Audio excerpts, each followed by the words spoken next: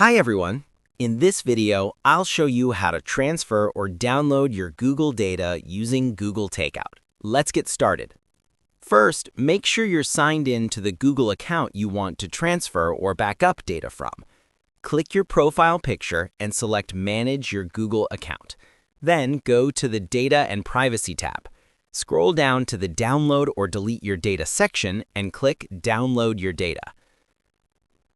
You'll be redirected to takeout.google.com. Here, you can select what data you want to download.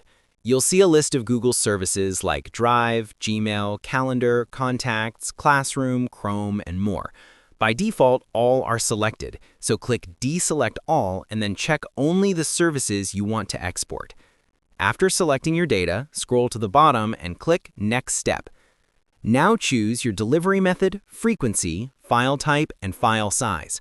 For example, select Send Download Link via email, export once, .zip format, and a 2 GB file size.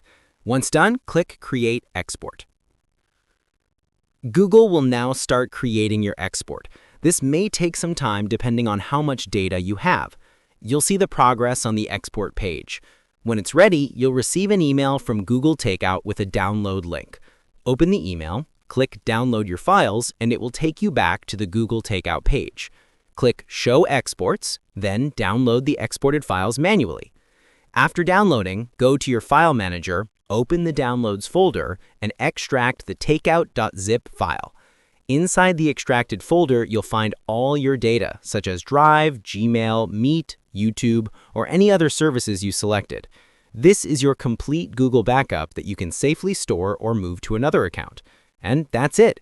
You've successfully transferred or backed up your Google data using Google Takeout. If you found this video helpful, make sure to like and subscribe for more quick tutorials. Feel free to reach out if you encounter any issues during the process. If this video helps you out, please leave a like and subscribe. Comment below if you have any questions. If you need further assistance, consider hiring a professional using the link in this video below.